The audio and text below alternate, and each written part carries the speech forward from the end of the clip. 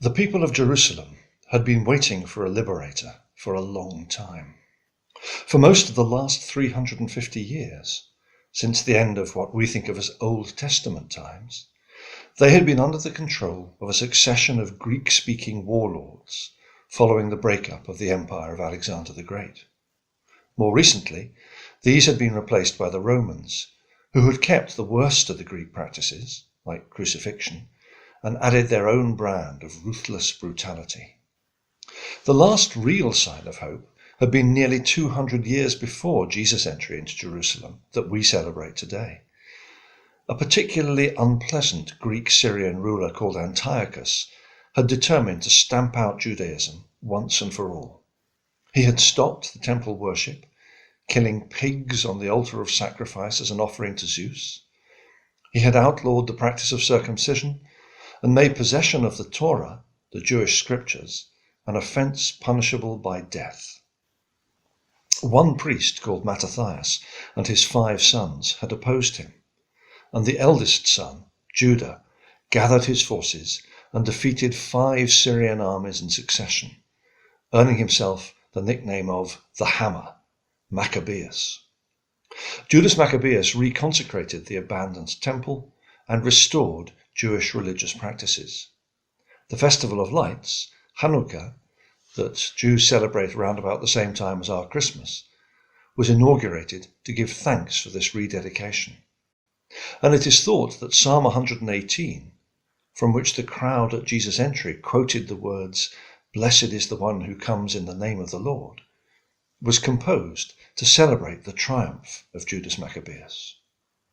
So it is against this background of memory and expectation that we must understand Jesus' entry into Jerusalem as the one who might throw off the yoke of the oppressor and restore the rights and freedoms of God's chosen people.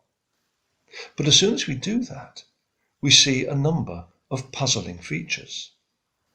In Jewish tradition, when a king rode out to war, he rode a horse. But when he rode a donkey, it was a sign that he came in peace.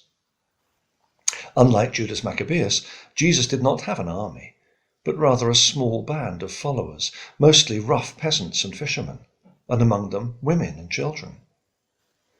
How did the crowds recognize in this peaceful figure their future liberator? Why did they proclaim him as the herald of a new kingdom? I think the answer has to be that they recognized him as the bringer of hope. They will have heard of his healings and his teaching. They may well have experienced these things for themselves, and somehow they saw that he was the bearer of hope for his people. They did not know how that hope would work out. They could not have begun to imagine the journey that Jesus would go on over the course of the next week, from Palm Sunday to Easter, but they felt enough to be filled with hope. And after we have sung our own hosannas to the coming King, we will look at what that hope means in terms of our theme, Creation Awaits.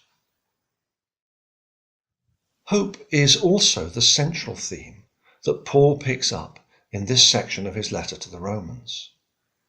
The dream of the renewal of the world is a long-standing Jewish theme, one that Isaiah in particular returns to a number of times. And here Paul puts a particular spin on it. He does not downplay the suffering and the pain, and that was then. Imagine what he would have to say about the world now. But he is sure that the hope that Jesus brings outweighs the suffering. The image that he uses is a particularly vivid one, painfully so to about half of you.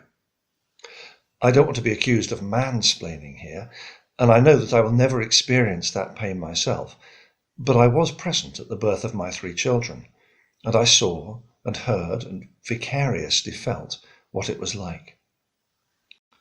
But just as a mother holding her new baby feels that the pain was worth it, so the redemption of this world will outweigh the suffering it has had to go through. And like a mother expecting her child, we need to be realistic about the sufferings of this world, but look forward to its redemption in hope. There is then a connection to the story of Jesus entering Jerusalem, but there is a big difference as well. If we are looking for the redemption of the world, we cannot expect to see Jesus riding through a gateway on a donkey or anything else. He has done that. He has given everything, and he has won the victory.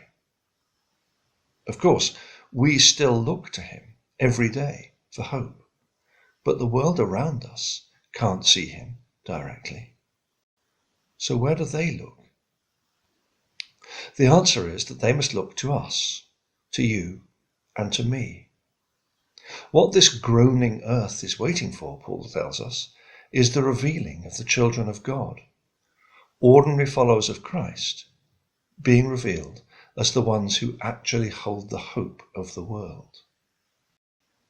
This is both awe-inspiring and slightly terrifying, opportunity and responsibility going hand in hand. For once we are revealed, we may feel horribly exposed, with nowhere to hide. Let's just recap a little on what we have learnt over the last few weeks. God created this world and saw that it was good. He put us in the world as a part of its ecology, members of the body that make up the world, rather than lords over it. We learn from Hosea that the way we treat each other has a direct impact on the world, so that the key commandments to follow are to love God and to love our neighbour as ourselves. We saw from the Psalms that we have been given a position of dignity in the created order, and that we should not overestimate our own importance or underestimate the importance of any other part of that created order. We saw that the whole of the creation holds together in Jesus, and that faith in him is the way to keep our balance. And we saw last week the desire of God to create a peaceable kingdom with all the natural harmony that we have so terribly disrupted fully restored. How then will we, as children of God, be revealed to the world?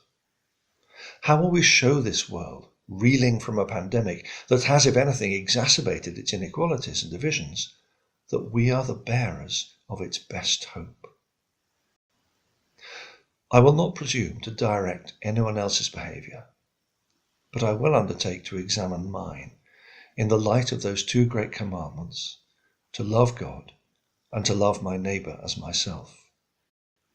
And I will attempt to live in that sure and certain hope that Jesus inspired in the crowds on that first Palm Sunday.